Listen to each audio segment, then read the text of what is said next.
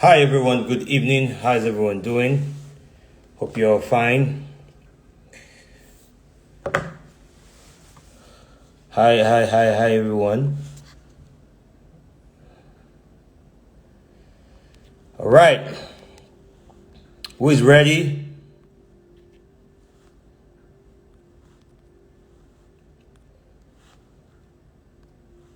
Who is ready? Who is ready?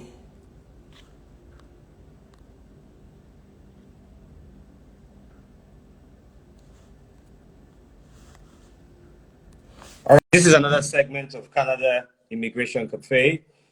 For those of you that want to travel to Canada, we're going to be having another conversation. Um, how you doing, bro? Good evening. Doing good. How are you? Cool, cool, It's cool. it's afternoon for me, and I see this Oh, time you have it's the jacket on. But it's 8:21, 8:20 p.m. here in London. yeah, it's in the afternoon, one past one here, Mountain Time. So How's it so going? what? I'm doing good. I'm saying you're wearing a jacket this time, so I assume you're not freezing as much. Yeah, well, I can actually take it off. I think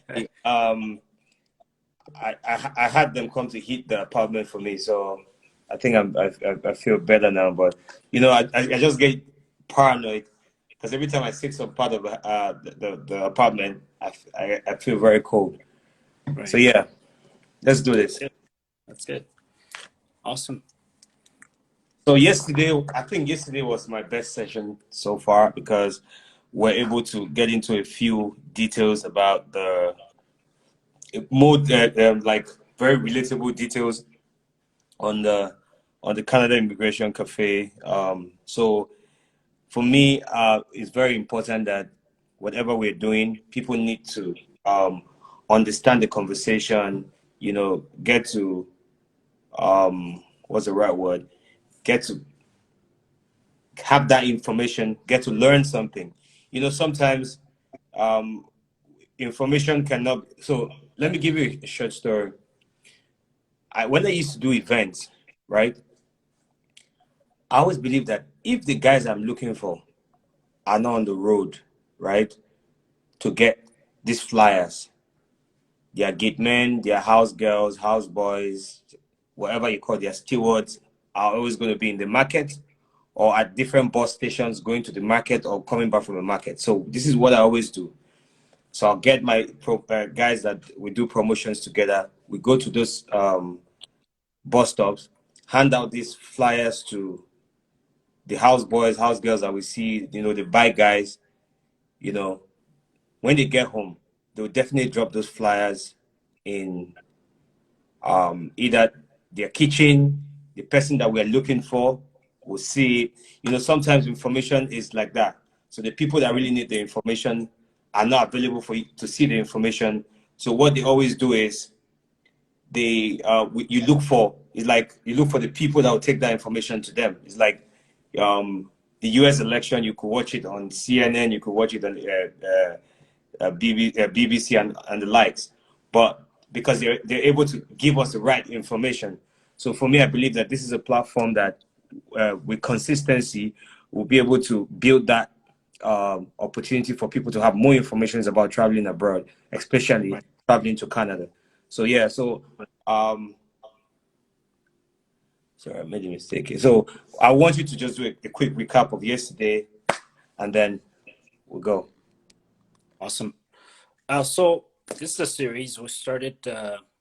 Canada Immigration Cafe. The first episode we were talking about the Express Entry program, and this program is for people that's skilled. It's one of the most popular programs for immigrating to Canada permanently. So essentially, for people that have at least 1 year work experience, they have good language skills, speak English or French, and have a postgraduate degree, like a bachelor's or a master's, they're able to immigrate to Canada. So that was the first episode. That's what we focused on. And on the second one, we talked about the province of Quebec because they have their own special immigration program, the Quebec Skilled Worker Program. And essentially, what that is a little more forgiving in terms of the age factor that Express Entry doesn't have express entry. After you reach 30, you start losing some points. But Quebec, it's even up to 35. Yeah. And Quebec would also give you points for your children. If you have children, you get extra points. And if you studied something that Quebec was interested in, you also get extra points as well. So we'll focus on that in the second episode. Yesterday, we were talking about studying Canada option as Yeah. well, because there's up to 80 immigration pathways to Canada, and we're just trying to talk about some of the popular ones that people might be interested in. So studying in Canada is also another option as well for people that don't meet some of the other qualifications, can come study in Canada, and they're able to remain in Canada. There's pathways for them to stay in Canada after they're done school. So Yeah. that's what we focused on yesterday, and I think I had a great time as well. And lots of people were able to learn new things that I didn't know about it before. So that's the 3 episodes that we've had so far. Today we're gonna be turning in a new direction. Today we're gonna be talking. We've talked about how to immigrate to Canada for some of the programs. Today we're gonna focus more about the life in Canada. What is it like to actually live here as an immigrant? Because a lot of people are also thinking about that as well. So today we're gonna demystify some of that and have that conversation to make sure people understand what they should expect when they arrive in Canada as immigrants. All right. So, you know, I always allow you to do this recap because I don't know how long it took you to it's interesting that I don't know how long it took you to get the entire information about this, the job you do. And I would like to say that you're really good at what you do because you have proper information. You're very well informed. You know, there are people that get into a business because they believe that this particular business is making money. Now, there are things you ask them, they say, oh, let me check and get back to you. I always believe that if you are doing anything, you should have the right information. You should have the proper information. If somebody is asking you something now, you can give them the right information. You know, like you said the last time, traveling abroad, especially traveling to Canada, involves strategy.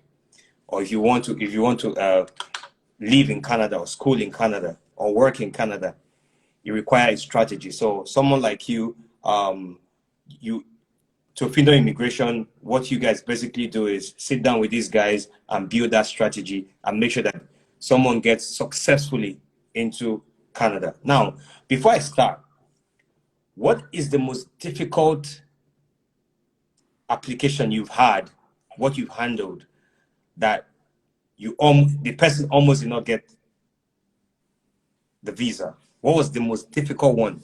Like, what was the experience like? Let's start from there. Then I have a few I, questions.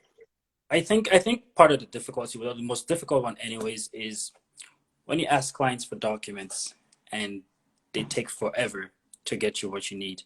Because I'm an immigration consultant, and yes, we help with strategy. Yes, we help with the application, but it's almost like it's a working relationship. So if I ask a client to get me a document and you're getting me the wrong document, or the document is not detailed enough, and I'm making lots of corrections and having to work more than I should with that application, that would be a very difficult application. So that is what I've struggled with the most, is I ask people for information and they don't get back to me on time, or they get back to me with the wrong information. But the clients were still successful. It's just, it's more work for the clients, it's more work for me if I don't get the information that I need on time. Okay. So do you most times get frustrated, but you just believe that okay, this is my job, I got to do it. Well, it's, again, like I said, it's a working relationship, right? So the more somebody does their job, the easier it is for me to do my job. If I'm spending all the time correcting your application and doing all these things, then it makes it a little more difficult and increases the hours that I have to spend on that file, which could even mean more billable hours as well, right? So it's frustrating when you're asking somebody to get you something and you're not getting it for you so you can do your job. Okay. So life in Canada. So let's get into that because some people always say, oh, it's expensive to live in Canada. Some people say, for me, I just believe that when you say something is expensive, right, there are people that can rightly afford it, right? Affordability and something being expensive or something being cheap. There's that line there. Oh, this thing is expensive or this thing is cheap. Now, what can you say is the living cost like in Canada? I think you're totally correct. Affordability is relative, right? There's some people that have so much that it doesn't really something that is expensive to you might be very affordable to them, right? So that's relative. But living cost in Canada, it's different in different places, right? So you can say somebody that let's use a key something that takes a lot of money from your paycheck, for example, which should be rent for everybody everywhere they live in Nigeria, in Canada, right? Rent is usually a significant portion of your pay. Yeah. So if you lived in Abuja, Nigeria, your rent is not going to be the same as somebody who lives in Nasarawa State, for example, or Benin City, right? So Yeah. it depends on your location. We keep talking about location, location, location. That's what we use here because that is really where what's going to cost you depending on where you live. If you live in a smaller city in Canada, you're going to be paying way less money. So, for example, the city of Toronto, right? We use that as an example because lots of people know about Toronto. Yeah. A one-bedroom apartment in Toronto should be close to about $1,800 to $2,000. It really depends. That's if you even find. That's if Monthly. you find. That's monthly. Yeah, we pay monthly here, by the way, not like yearly. I don't think Yeah. anyone. I think most people can't afford a yearly charge, right? So it's a monthly billing. Yeah. So that same apartment in a place like, say, Quebec City, which is in the territory of Quebec, will be about 900 to 950. So you can see you're paying double living in Toronto versus living in Quebec City, right? So, and of course, the more remote you go, the less you pay. So it's really about that strategy, knowing where do you want to live, how much is it going to cost you, and are you okay with that, right? So that's how it is in terms of living costs. You almost want to understand which city you're trying to arrive in, how much is rent, which is a big portion of what your expenses are going to be. I understand people have, the government requires you to have settlement funds when you immigrate to Canada. So for one person, for example, like we just talked about, you need about 13,000 Canadian dollars. So if you're living in a place like Toronto, that that's enough money that's 6 months, right? After 6 months, you essentially broke if you don't have any source of income. But with that same amount of money in a place like Quebec City, that would get you to about a year, right? So it gives you enough time to have that peace of mind to keep looking for work. I don't think it will take you 6 months to look for work. I don't think it will take you a year to look for work. It will be less than that. But it's about planning. You want to plan so that way you don't start being frustrated when you arrive immediately, right? Okay, so um, like you said, in Lagos, for example, in Nigeria, um, it depends on where you stay. Like for Right. some of us, like live in Lagos, some live in Lekki, some live in Banana Island. So the same house I live in Lekki, um, if you want to rent that same house or buy that same house in Banana Island, I'm sure it's like times two of the price. Now, so there are people that live in on the mainland. There are some people that live in Jakonde. There are people that live in Ekbe. You know this kind of thing. So the farther you go, the cheaper it is. So I always tell people, you might say, in Nigeria we pay rent yearly. Right. So I don't think they've introduced that monthly. They have the law. Some states have said, okay, you know what? Let your tenants pay rent monthly. But you know how it is. Or don't collect more than 1 year rent from Right. from tenants. But you know how landlords are. They want to get what they want to get because they believe that that's their investment. So it's good that you've actually said that because some people believe that, oh, if I'm living everywhere you go demands a different kind, a different you. It demands different naira or different Canadian dollars or whatever.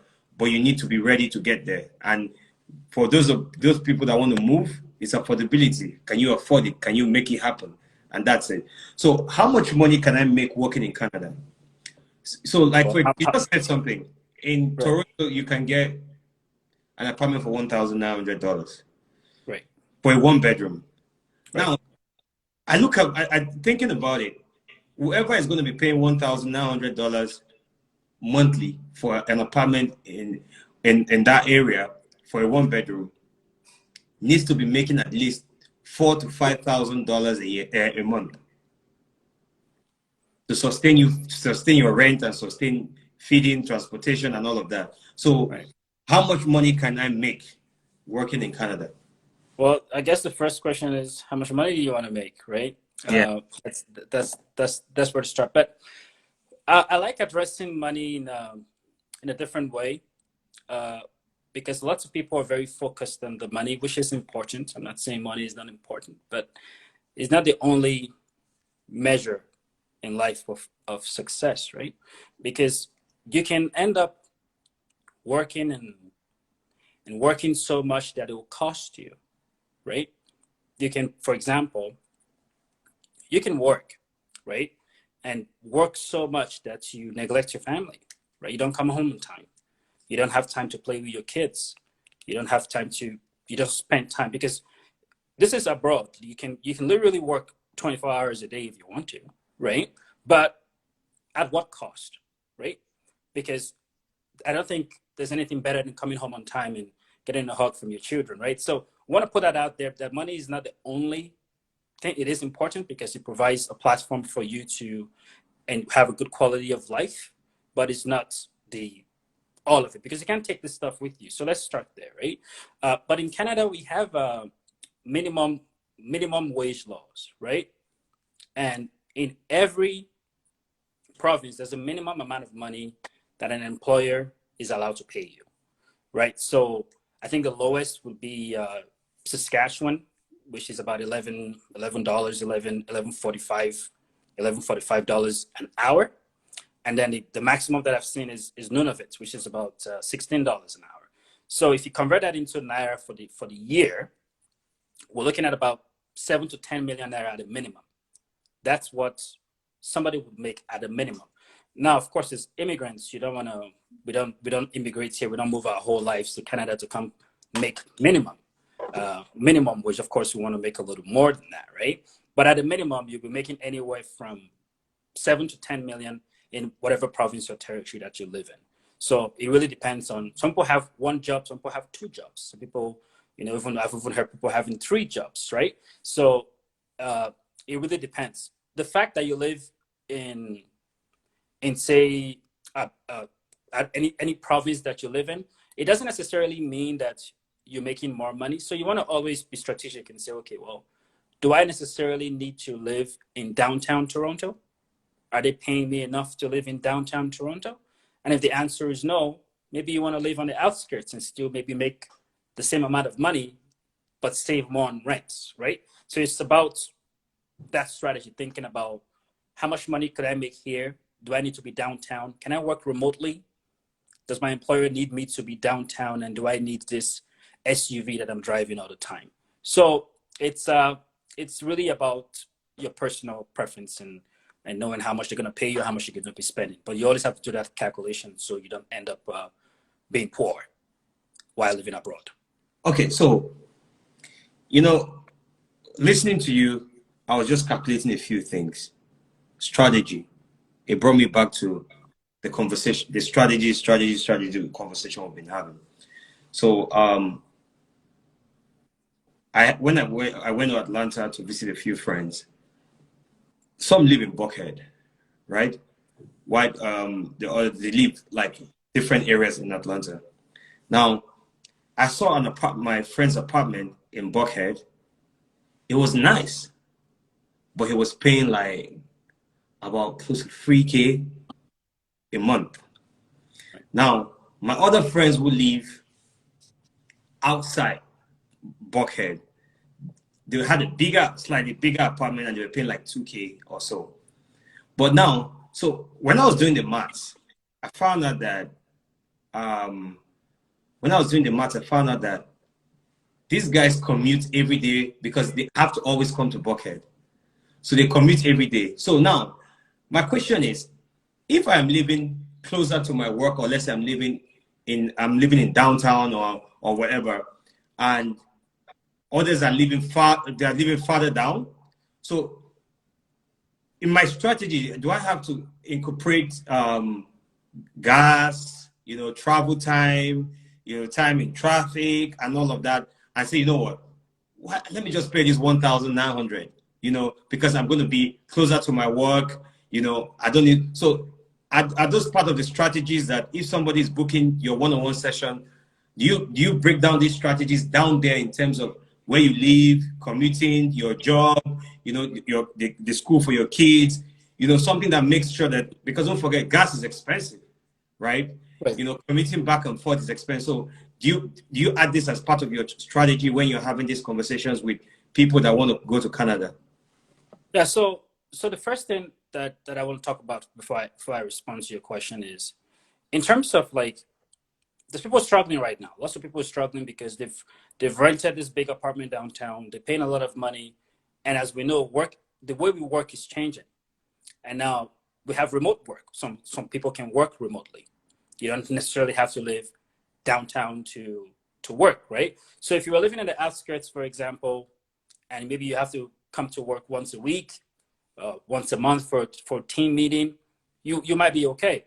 But what happened to the people now that they live downtown, on the 12th floor of an apartment, paying $2,000, $3,000 a month, and COVID happened, and you don't actually go to the office. Now you just cut with this rent that is so much, and some people actually still lost their jobs. So what are you going to do then, right? Because you picked an apartment downtown. Here we have really good transportation system, public transportation system. Even a rich person can take the public transit. It doesn't matter.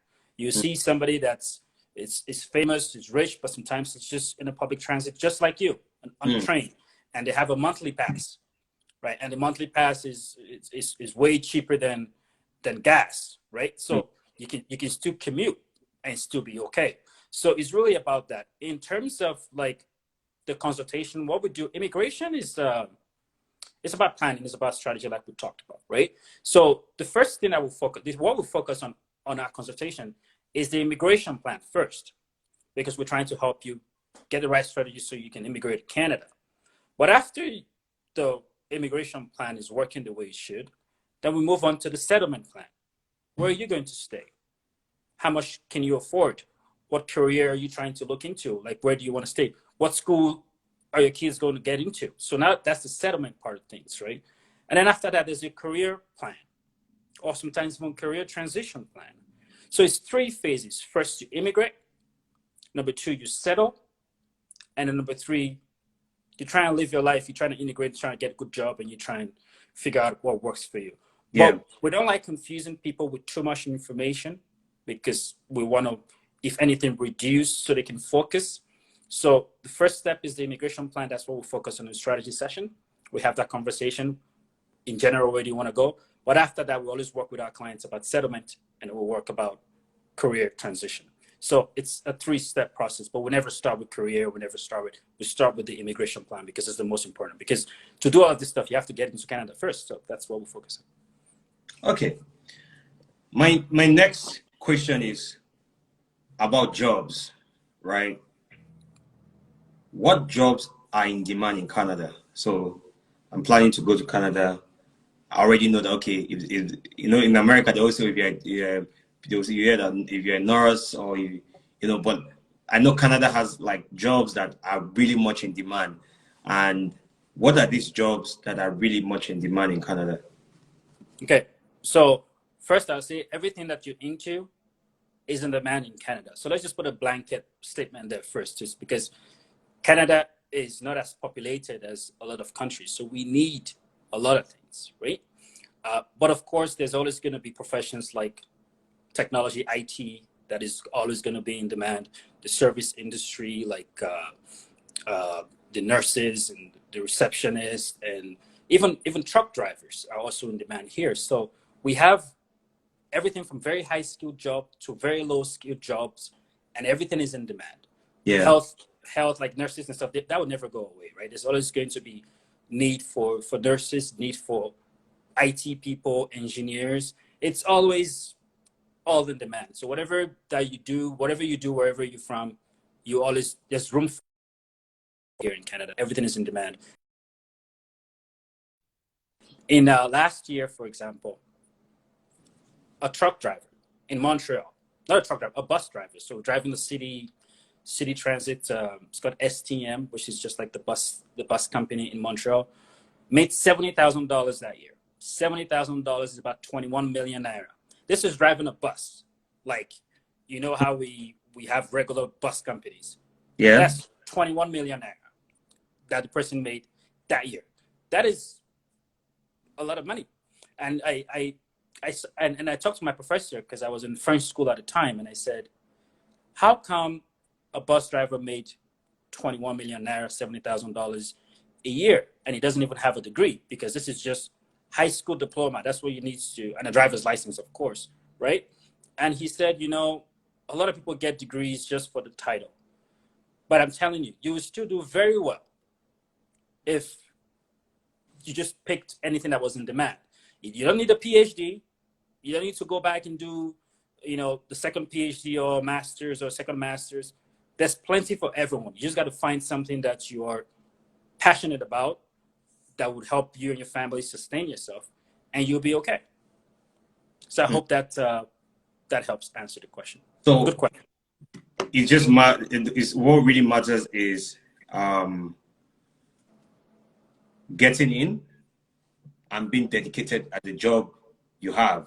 Because if a bus driver can make, I don't think any bus driver in Nigeria can boast of making 21 million a year. It's considerable, and there's people that have degrees that would make the same amount of money. You know, bachelor's, masters that would make the same amount of money.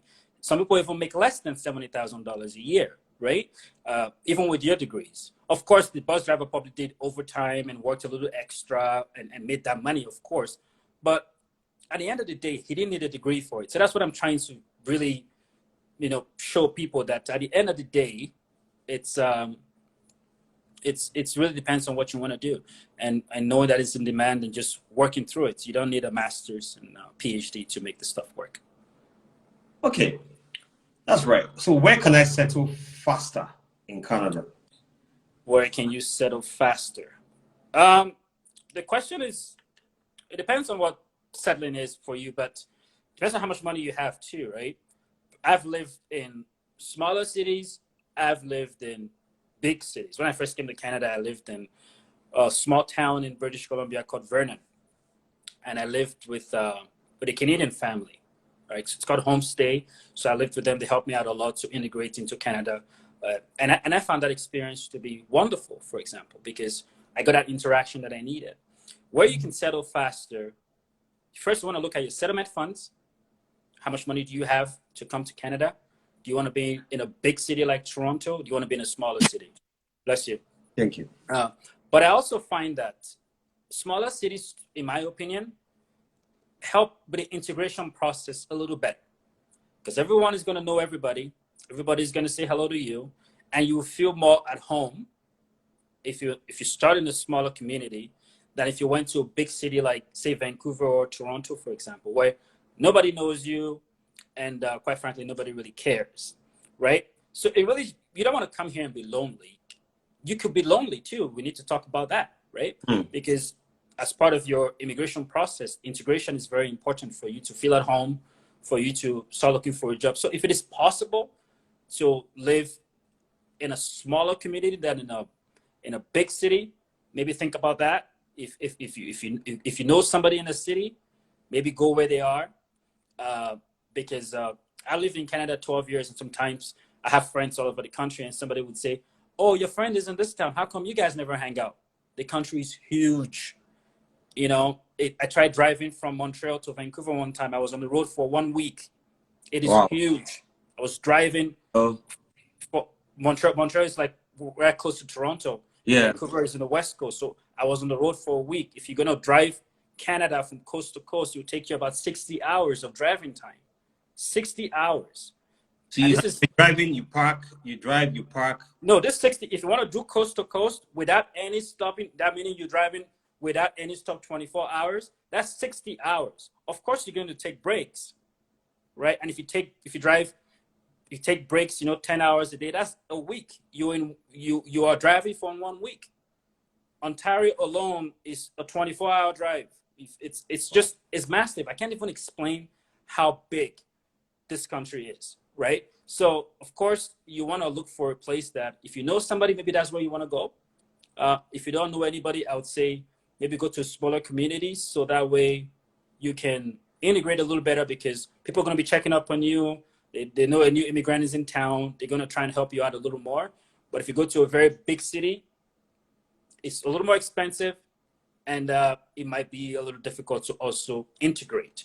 But of course, you got to consider different things too, like your job. Is your job going to be in demand in a small city? I don't know, right? Because you always have to. It's about the strategy. Because Yeah. if you have more employers in downtown Vancouver and or Waterloo or Toronto, maybe that's where you want to go. But if you don't need all of that stuff, maybe you want to be a teacher, you want to be something that don't necessarily require you to be in a big city, I'll always pick a smaller city because I can make more impact that way.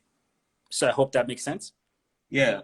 So, so it looks like in Canada, from everything I've heard you say, it looks like in Canada, the smaller city you go to, the more impact you make.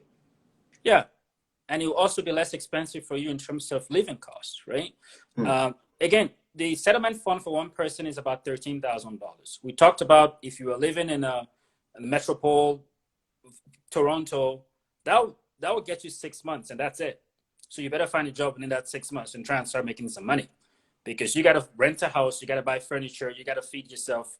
You have to maybe go out and try and. So it's there's a lot of things that happen if you go to a smaller place, Newfoundland, Quebec, maybe Saskatchewan, somewhere that you Winnipeg, you don't have to spend too much. You might be okay. But Vancouver and Toronto are probably the most expensive at this point. So, and they're very beautiful places. Toronto is like mini New York, right? Vancouver is like it's just so beautiful. Vancouver is just like art. It's just absolutely amazing. Yeah. But you're gonna pay for it, right? And you need to think about that. Okay. Someone asked a question, and I wanted to throw that in so you can answer it faster before I go into the next question. Someone said, "Can you process they are going to Canada, and then when they start work, they pay you off?" It's a funny question. No, it's a good question. I get that question all the time. Yeah. So Now this is how you would find out for everybody that's tuning in today. This is how you find out who is real and who is not. Okay, so it is illegal in Canada to, take money from somebody to help them look for a job. So I can't say, oh, I'll look for a job for you in Canada, pay me, let me go look for a job for you. That is illegal. I go to jail for that. Okay, so you want to be careful because lots of people message me all the time and they say, hey, somebody talked about this job. They said I should pay this amount of money. Is this for real? That is not for real. You want to run away, take your money and run, right? And then number two, I am not allowed by law to help you to do this stuff on credit. Essentially, you have to pay our fees before we even file your application. okay. Because our application is not going to be based on, it's like a lawyer, you're trying to go to court, almost like a lawyer trying to go to court. They need to get paid before they even do the work for you. So you want to be careful. If somebody is telling you, I'll do it for you, and then when you finally get the permanent residency, that's when you pay me, that person doesn't have a license. So please be careful because the devil is in detail, as they say, right? So always pay attention because this is how people get defrauded a lot. They'll just promise you, no problem, go give me $500,000, I'll do this for you, and then you'll pay me the balance when you come to Canada. We don't want that because people get enslaved. We don't want that because we don't want anybody immigrating to Canada owing money, being in debt, and now they have to work for that person that helped them, that agent that helped them for 6 months until they pay all that amount of money off. So be careful. Always go look at the person, ask the person for his license number. Go check to see if they're licensed, and if they are and they're asking for that, maybe just report them to the organization so they can lose their license pretty quickly because they should not be working. So you pay before the application is complete, and also you shouldn't be paying somebody to help you look for a job. Because if you think of it that way, people ask me this all the time, they're like, oh, when I come, I'll start working and then I'll pay you. That person is going to be in my debt for a very long time. Yeah. That's inhumane. Okay. So people get into some of sort of slavery in that way. So please check the license, and if that person is licensed and advising you that way, maybe just back off. So it's either you have the full money on ground, Yeah, or you continue working hard to get the money. of course you don't even need all of the money immediately. So the way it works is a lot of consultants would charge by milestone, right? They'll send you a retainer agreement, which is the contract between you and them, right? Yeah. When you sign it, you pay them a deposit, for example, and after they're done with the paperwork and ready to submit, they can ask you for the rest of the money. But you can see all of the money has been collected, including the government fees and all the fees that Canada need before they file their application. But if somebody is telling you, when you get to Canada, that's when you pay me, just back away, because that's a very dangerous place to be. We don't allow that according to Canadian law. Okay. All right. I have two questions. Two more questions before we move on. How do I find work after I arrive in Canada? So is it, or once you're given the visa, the work is right there, or so when you're given the visa, the work is right there, or when you come, you need to find where is available to work. So how do I Okay. find once I arrive in Canada? So, like I said earlier, Canada requires settlement funds. You need to have money to immigrate to Canada. For one person, for example, that is about $13,000. It's about $12,960, but let's just say $13,000. Okay, so you have this money because the government expects you to have enough money to settle in while you are Right. in the process of looking for work. And for the Express Entry program, for example, that amount, that $13,000, they expect to last you about 6 months. Okay, so you better get working right away. In Quebec, they need about less than $4,000. So Quebec is a little more affordable in terms of the settlement funds. But what that means for you, though, is you need to get a job pretty quickly. And if you live in a city that is very expensive, you might have to look for a job a little faster than most people, right? But what I like to tell people is you gotta be humble, okay? Because there's people that were directors in their country, CEOs in their country, the president is manager that, okay? And then they come to Canada and you're expecting that role immediately. But immigration doesn't work that way. Immigration is about change. It's about adapting. It's about knowing more about yourself and embracing the new challenge, right? So maybe you have to get a job that doesn't pay you as much as before. That's okay. So what if you have to work at a coffee shop? So what if you have to mop floors for the first month? You are able to pay your rent even if you mop floors, right? Because immigration is about humility. And at the end of the day, any work is honorable. Okay, we need to understand that when you're working, it's an honorable thing to do because you're not stealing from anybody, you're working. And as long as you're working, you'll be able to pay your rent and have a roof over your head and take care of your feeding and all that stuff. I'm not saying come to Canada and come mop floors. I'm not saying come to Canada and come do a job that you don't necessarily enjoy. But you have to start somewhere. Okay? And you don't have to stay there. I mean, in life, I think part of the biggest challenge in life is to be all that you can be. If cleaning floors is all that you can be, wonderful. Okay? And there's nothing wrong with that because it's honorable if that's all that you can be. But if that's not all that you can be, then that's not success because success is being all that you can be. And if you can be more than mopping the floor, you can be an engineer, you can be whatever. If you have to go back to school, go back to school. If you have to take 1 class, 2 class, 10 classes, go back and take 10 classes. But you want to change yourself, like reinvent yourself so you can be all that you can be. And that's what success really is. So I would say to find a job, first, take any job, okay? Because you have settlement funds that you're going to be burning. And when you do that conversion from Naira to dollars, your Naira is going to be nothing, you know, because the money is just going to be flying. And that will make you not focus enough. That will make you you're going to be panicking. And that's not a good headspace to be, right? I've been there before and I don't wish that on anybody. So you need money to be coming in as much as money is going out. And that will help you focus so you can you can look for a better job. There's job agencies that can help you look for a job. There's lots of websites that can help you look for a job.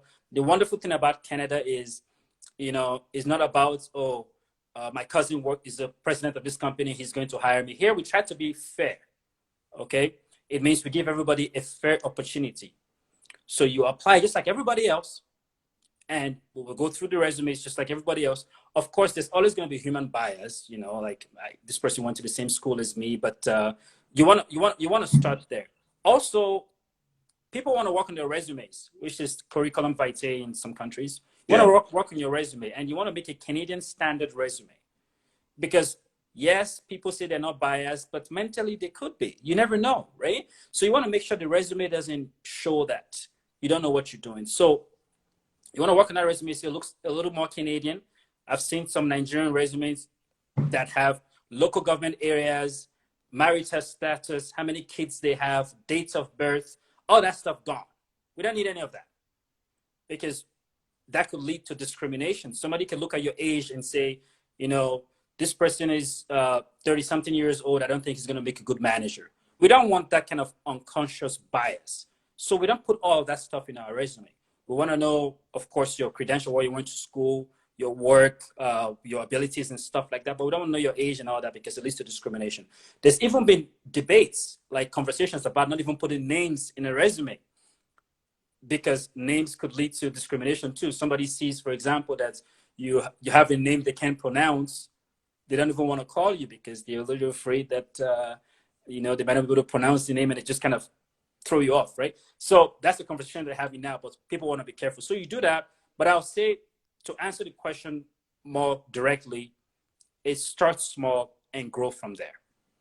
Take any job, no matter what it is, and start from there. And so your code according to your material, like they say, right? You don't want to come buy like a big car to impress anybody. Nobody cares. Nobody cares about what you drive in Canada. Nobody cares if you're taking city transit. Nobody cares. Just maintain according to your funds. Don't try and be like everybody else, because we really don't care. I hope that makes sense. Very much so. Good question. Okay. My final question is, different countries are known for something. Right.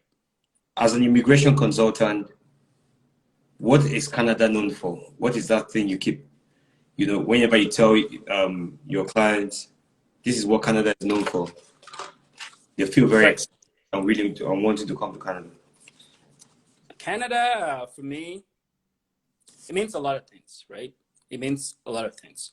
I was talking to a friend of mine a couple of weeks ago, and I asked him, I was like, what do you love about this country, right? Because it's a question I like to ask people to see how they see Canada, because I see it in different ways. And he said, look, Canada is like the mother that took you in when your real mom abandoned you. Yeah. And I'm like, wow, that's powerful. And it's a bit sad, but it's like, it's the mom that took you in when your own mom abandoned you, right? Yeah. Canada is known for a lot of things. First, we've produced good artists, right? We produce a lot of artists. For example, when we were growing up, we listened to Celine Dion. Celine Dion she's French. She's from Montreal. So Celine Dion is from Canada. Drake is from Canada. Justin Bieber is from Canada. The Weeknd is from Canada. Canada is also known for having a lot of inventions too. When we were talking about BBM, BB Pin back in the day, BlackBerry. Yeah. That's from Canada. Yeah, okay? BlackBerry. Yeah. We don't talk about it as much, but that's from No, but Canada. it's exactly. It's out of you guys. It's not existing anymore. Exactly. But that came from Canada too. But when I went to Canada in 2013, 14, thereabout, them BlackBerry was still the company. You could see that they really liked that they come from Canada, right? Right. So it's a Canadian company, so it was really nice. So you could see the billboards, That I think there's somewhere it wasn't in Toronto, like they had like a big what's it called? They created like something with the BlackBerry phones, really big. So a lot of guys were always taking pictures there. I can't remember what it was. I even think at the time, if you didn't have that BB pin, then you were in trouble, Yeah. right? Because everybody had it, right? So, anyways, that was from Canada. When I was in Nigeria a couple of years back, I flew regionally, and I was flying on a plane, Bombardier plane. Bombardier is from Canada. It's from Yeah. Montreal, actually. So Yeah. the plane Bombardier is from here. Insulin for diabetes, people that have diabetes Oh, from Canada. Even pacemakers for the heart from Canada. So we invent a lot of things, right? But let's talk about resources. We have a lot of oil. Okay, Canada has the third proven reserve for oil in the world, right? wow. So that's about 168 billion barrels of proven reserve. Nigeria is about number 11 on that list. So if you think Nigeria has a lot of oil, just think Canada is number 3, Nigeria is number 11, right? In terms of resources, we don't only focus on oil though. That's one of the blessings that we have is we have other things that we would diversify our our industry, right? Actually, 75% of people, more than 75% of people that work in Canada work in the service industry, right? So we're talking about healthcare, IT, engineering, teachers, doctors, all of that stuff. It's all services, right? And over 75% of people that work in Canada focus on that. So we got resources, we got a lot of money, okay? Like I talked about in during the pandemic when people were locked down, most Canadians got at least $2,000 every month, right? So if you think about that, that's a very rich country.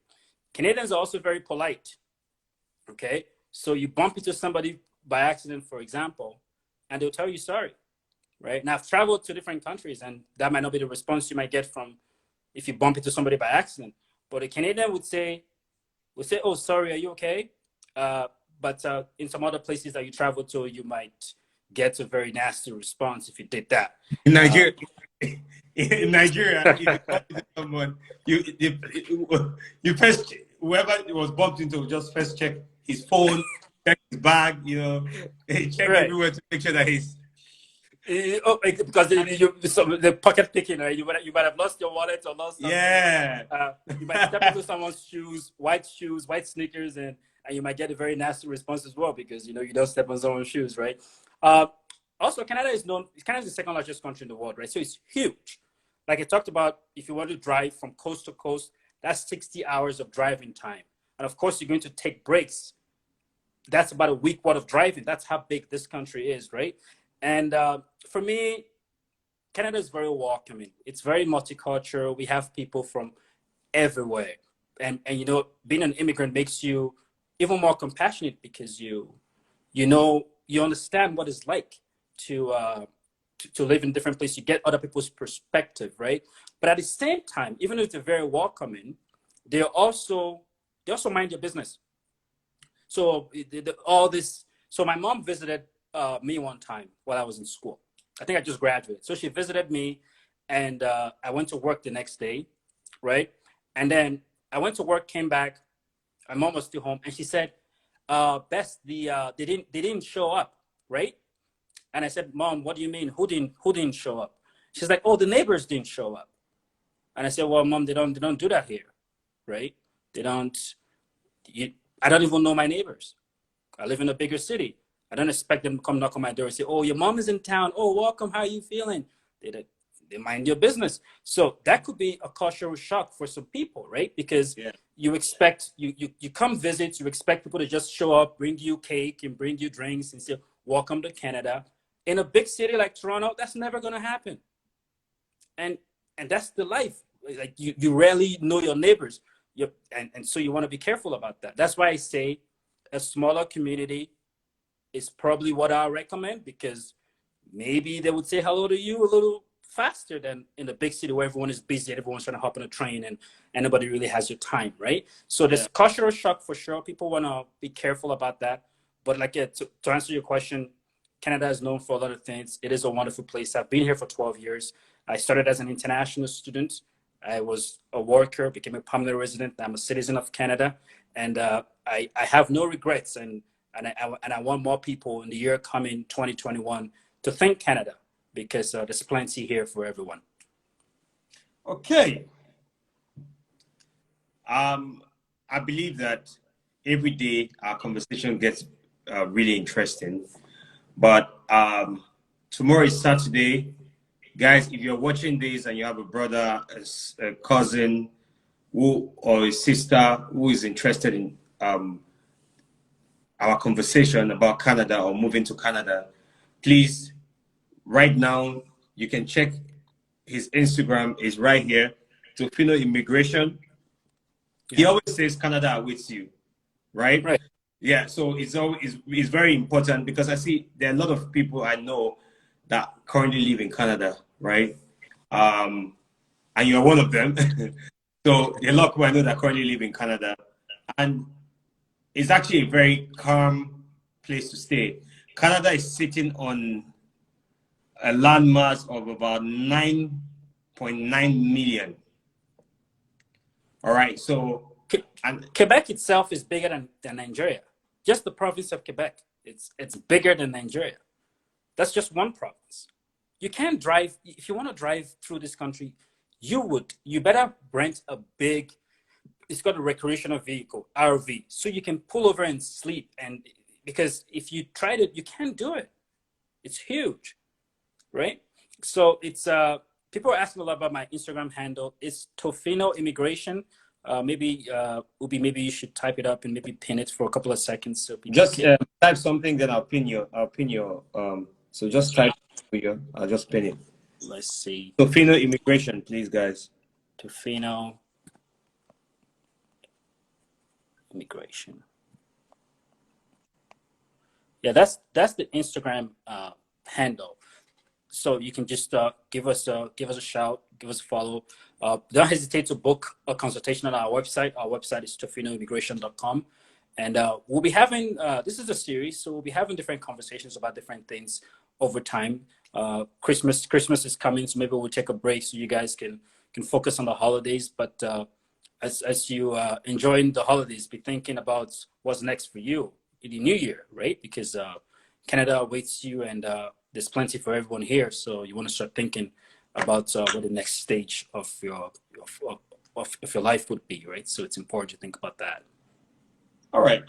Thank you so much, Best. I'm sure Thank that you. when we schedule the other sessions, we'll announce that. But Yeah, we will. like you said, Merry Christmas to everyone and the Yes, prosperity. happy holidays. Happy Yeah, holidays happy to holiday. everybody. So when we return in January, we'll get in again because I want you to go back and watch this series.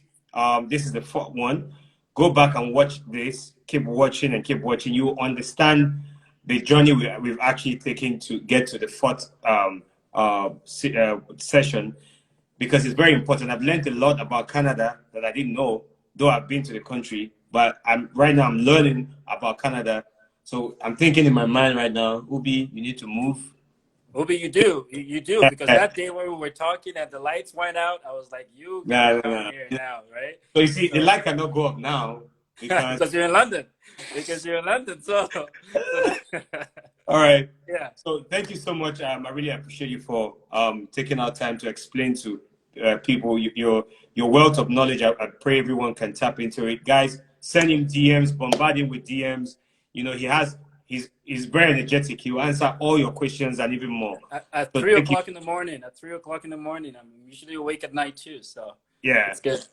Awesome. Right. Well, thank you for having me on the show, and Merry Christmas and Happy Holidays to everyone. Thank you. Okay. All right. Awesome. Bye. All right. That brings us to the end of today's session. Guys, stay safe. Merry Christmas to you. And Happy New Year. All right. Love you all. Bye.